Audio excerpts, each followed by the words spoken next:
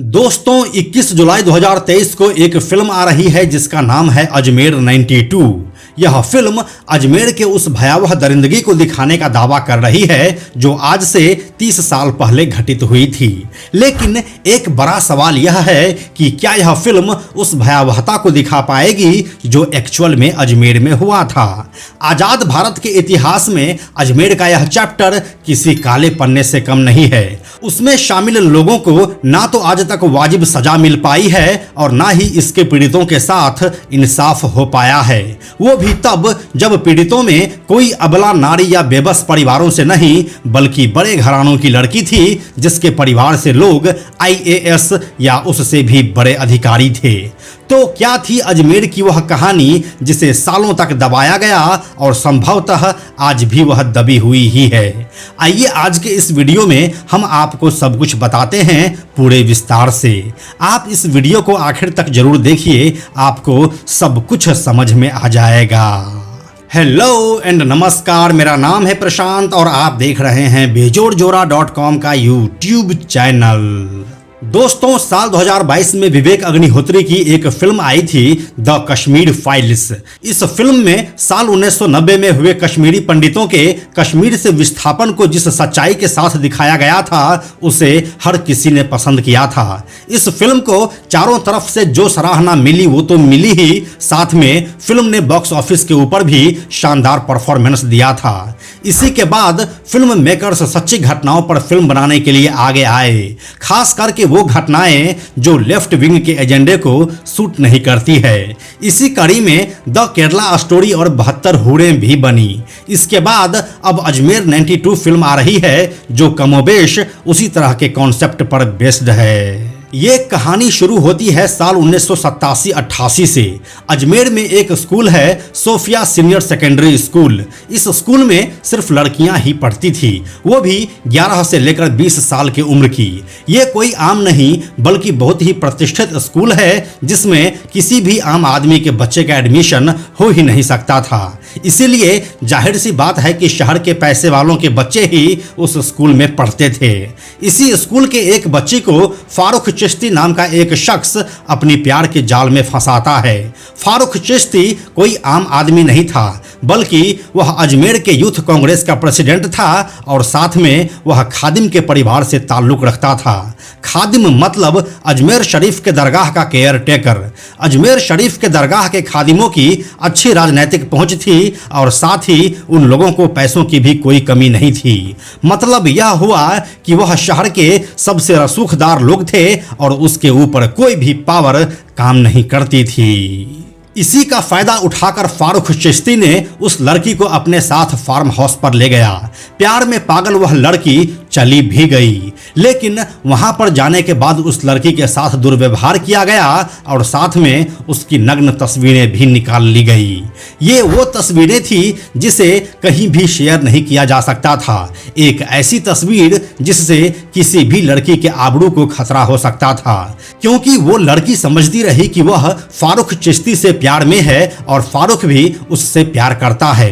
तो शुरुआत में उसे कुछ समझ ही नहीं आया, जैसे कि अमूमन हर लड़की के साथ नई उम्र में होता है। लेकिन उस लड़की का भ्रम तब टूटा जब फारूक चिश्ती उसकी नंगी तस्वीर उसी को दिखाया। उस दिन ऐसा लगा मानो लड़की के पैरों तले जमीन खिसक गई हो।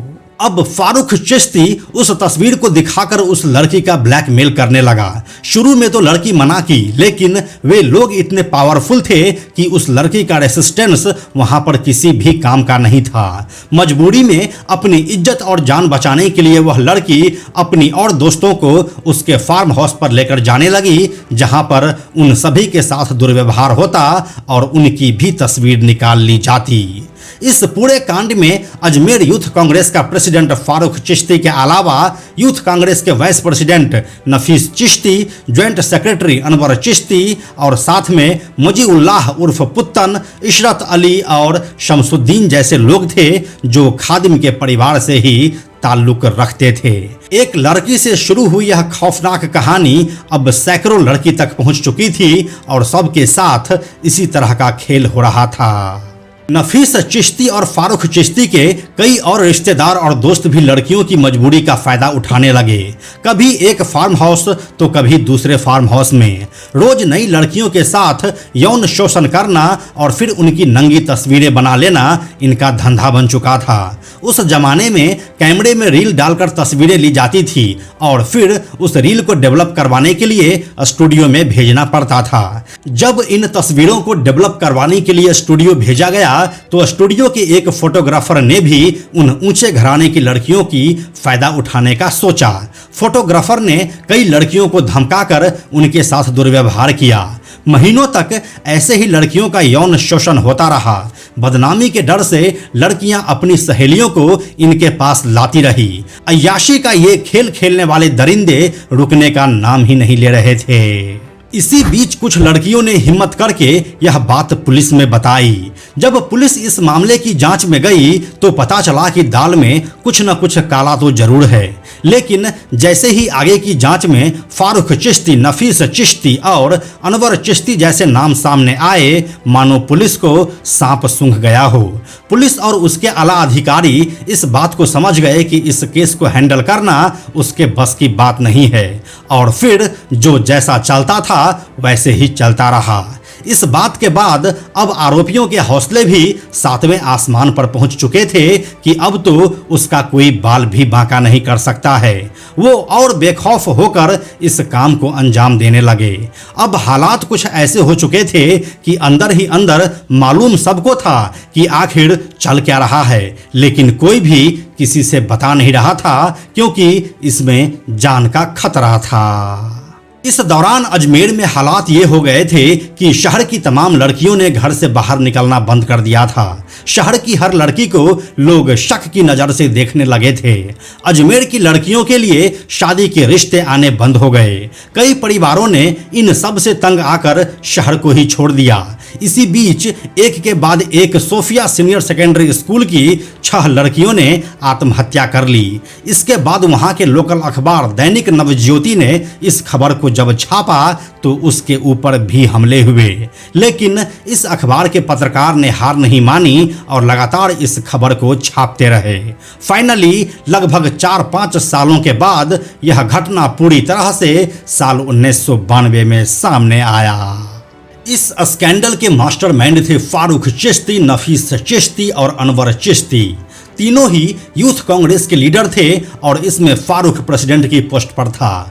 इन लोगों की पहुंच दरगाह के खादिम्स तक भी थी। खादिमों तक पहुंच होने की वजह से अपराधियों के पास राजनैतिक और मजहबी दोनों किस्म के पावर आ चुके थे। इस घटना की शिकार सभी लड़कियां हिंदू परिवारों से थी। इसीलिए वहां के अधिकारियों को लगा कि केस का खुलासा होने से इसे हिंदू मुस्लिम का नाम देकर दंगे हो सकते हैं। इसीलिए इस केस को कांग्रेस के नेता और मुस्लिम कम्युनिटी के लीडर्स जितना हो सके बाहर नहीं आने देना चाहते थे और वो इस काम को करने में काफी हद तक कामयाब भी हुए, बिना इस बात की परवाह किए कि उन सैकड़ों लड़कियों को न्याय कैसे मिलेगा। फाइनली जब इस केस की जांच आगे बढ़ी तो अजमेर मोहल्ला समूह नाम के एक एनजीओ ने इस केस के लिए जब लड़ाई शुरू की तो उसे जान से मारने की धमकी मिली, जिसकी वजह से एक्टिविस्ट्स ने अपने हाथ पीछे खींच लिए। जो भी लड़ने के लिए आगे आते उसे धमकाकर बैठा दिया जाता। पुलिस और महिला संगठनों की कोशिशों के बावजूद लड़कियों के परिवार वाले आगे नहीं आ रहे थे, क्योंकि वे लोग भी अजमेर के प्रतिष्ठित परिवारों से आते थे और इस तरह की केस में उसका नाम सामने आ जाने के बाद से उसकी इज्जत को ठेस लगता। मतलब इस बात को साफ समझा जा सकता है कि इतना कुछ होने के बाद भी लोगों को अपनी बेटियों की जान से ज्यादा उसकी और अपनी इज्जत की परवाह थी। इस गैंग में शामिल लोगों के नेताओं से कनेक्शंस होने की वजह से भी लोगों ने अपना मुंह नहीं खोला, जिसका फायदा आरोपियों को लंबे समय तक मिलता रहा। फिर बाद में एक एनजीओ ने अपने स्तर से जांच की और फोटोज और वीडियोज के जरिए 30 लड़कियों की शक्लें पहचानी गई। इनसे जाकर बात की गई और केस को फाइल करने के लिए कहा गया, लेकिन समाज में बदनामी के डर से बहुत परिवारों ने मना कर दिया। सैकड़ों लड़कियों में से कुल 12 लड़कियां ही इस केस को फाइल करने को तैयार हुई। बाद में धमकियां मिलने से 10 लड़कियां भी पीछे हट गई। बाकी बची 2 लड़कियों ने ही इस केस को आगे बढ़ाया। इन लड़कियों ने 16 आदमियों को पहचाना, जिसमें से 11 लोगों को पुलिस ने अरेस्ट भी किया। इस केस में पहला फैसला मुकदमा दर्ज होने के 6 सालों के बाद साल 1998 में आया। तत्कालीन जिला जज कन्हैया लाल व्यास ने 8 आरोपियों को उम्र कैद की सजा सुनाई। इससे पहले साल 1994 में आरोपियों में से एक पुरुषोत्तम ने जमानत पर छूटने के बाद सुसाइड कर लिया। इस फैसले से कुछ समय पहले प्रकरण के आरोपी फारूक चिश्ती को सिजोफ्रेनिया नाम की मानसिक रोग होने की बात सामने आई और इसकी वजह से उसके खिलाफ मुकदमा टल गया और बाद में उसकी अलग से सुनवाई हुई। जिला न्यायाधीश के फैसले के खिलाफ आरोपियों ने हाई कोर्ट में अपील पेश कर दी, जहां से सजा को कम करके 10 साल की कारावास की सजा सुना दी गई। सजा कम होने के बाद मुलजिमों सहित राजस्थान राज्य की कांग्रेस सरकार ने सुप्रीम कोर्ट में अलग अलग अपील दायर की, जिसे खारिज करते हुए 10 साल की सजा को बरकरार रखा गया।